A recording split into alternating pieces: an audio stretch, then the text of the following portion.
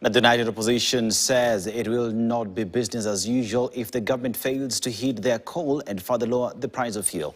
Led by DCP leader Gachagua, the opposition outfit maintains that their 7-day ultimatum to the president still stands.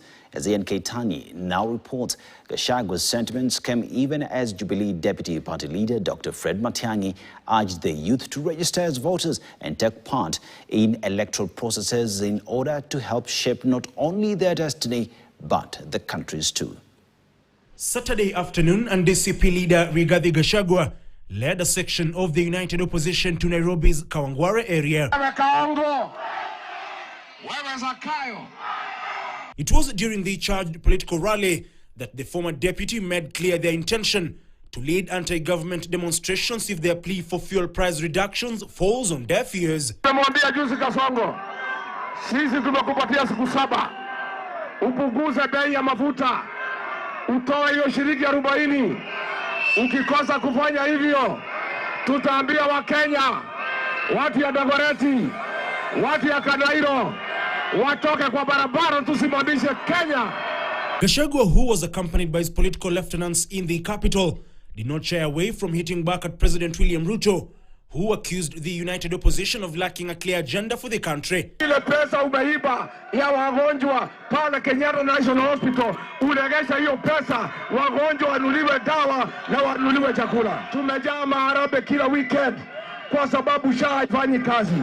Kama umekuwa na haja ya kusaidia wagonjwa, ufanye juhudi SHA ianze kufanya kesa, wagonjwa wasaidike. Duale hapana daktari.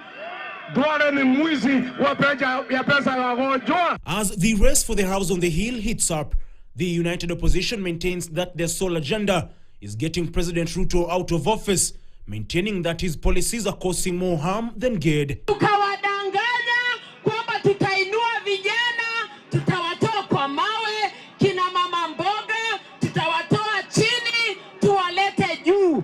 Lakini Kaongo amezidi kuwapeleka chini. Alituambia anataka kututoa mavumbini tukule na kwa meza na tajiri, lakini yeye alisahau ile binu alikuwa nazo ya Hazorafad, ya Hazolas, wote aliwasahau. Na sasa hivi ndivyo mnamuona hata mafuta amesema mafuta ipande, ana shughuli na mafuta. Elsewhere, Jubilee Deputy Party Leader Fred Matiang'i has called on the youth to take charge by registering as voters and taking up leadership positions. Let us now occupy leadership. Let's not just talk about occupying the spaces we have been occupying. The 2027 general elections should be about young people occupying leadership at all cadres, so that you make the changes that you desire and the changes you would like to see in your country. Ian Keitani, KTN, Nairobi. Now, President William Ruto